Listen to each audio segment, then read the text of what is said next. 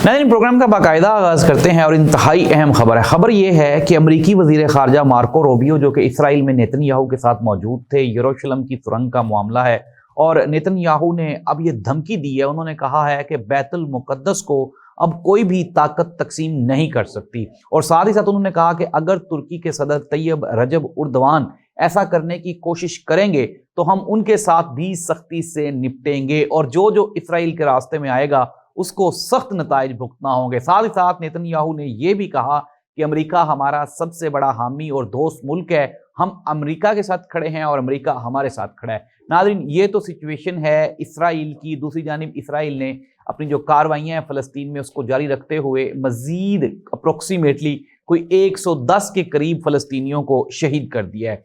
कुछ खाने पीने का सामान है, कुछ ज़रूरियात ज़िंदगी की चीज़ें हैं जो कि फ़लस्तीनियों को, गज़ा के जो भूखे और महकूम लोग हैं, उनको पहुंचाने की इस्लामी दुनिया की जानिब से कोशिश की जा रही है।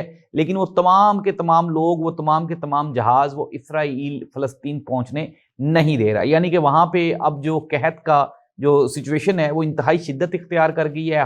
हर रोज़, हर गुजरते हुए दिन के साथ कई ना कई हलाकतें सिर्फ और सिर्फ भूख और प्यास की वजह से हो रही हैं।